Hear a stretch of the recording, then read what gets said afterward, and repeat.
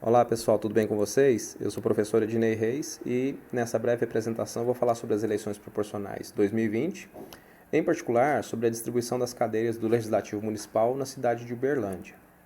A gente vai recorrer a alguns artigos do Código Eleitoral de 1965 e algumas atualizações. Então, inicialmente, a gente vai precisar definir o quociente eleitoral, que é dado pela divisão entre o número de votos válidos da eleição pelo número de cadeiras em disputa.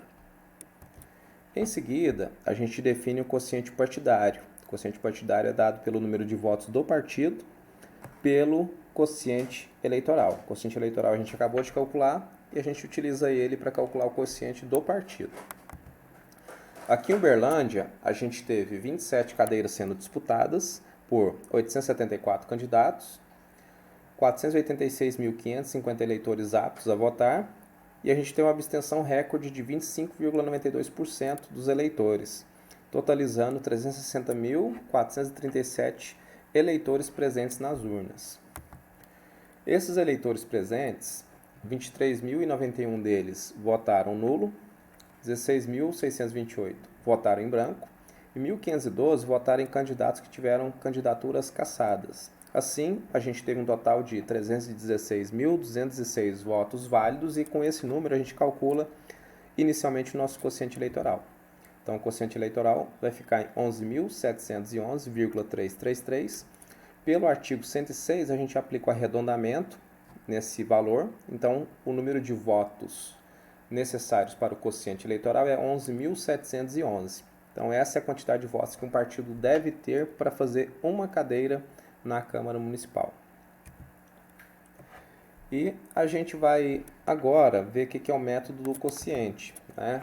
O método do quociente, que a gente está acabando de ver aí, é a definição das primeiras cadeiras do Legislativo Municipal. Então, se vocês observarem na tela, a gente tem uma tabela com todos os partidos que participaram das últimas eleições, a quantidade de candidatos de cada um, a quantidade de votos de cada um e na última coluna de cada um dos lados, a gente tem o quociente de cada partido.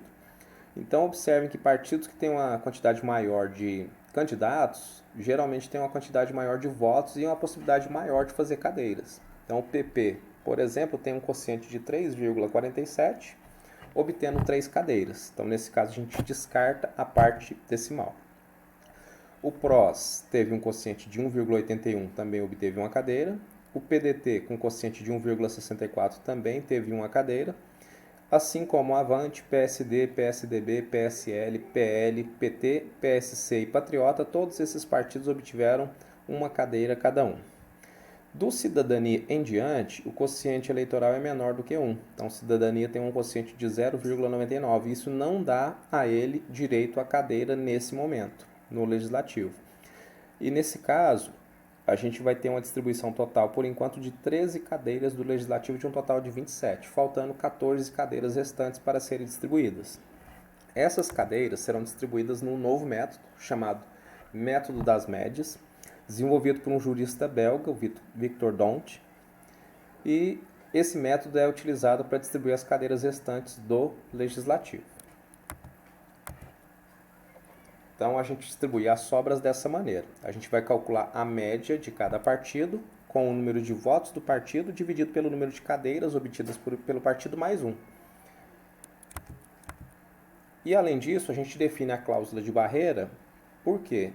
Para um candidato do partido ter direito à cadeira no Legislativo, ele tem que ter, no mínimo, 10% da quantidade de votos definidas no quociente eleitoral, ou seja, 10% do quociente eleitoral. 10% do nosso quociente eleitoral dá um total de 1.171 votos.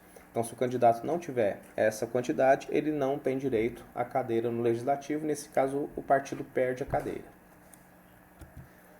Então, a gente vai para a distribuição das cadeiras restantes para a primeira rodada. Então, nessa primeira rodada, observem que o partido PP, que já tinha 3 cadeiras, ele vai ter uma média de 40.669 dividido por 3 mais 1, totalizando 10.167. Ou seja, esse partido obteve mais uma cadeira.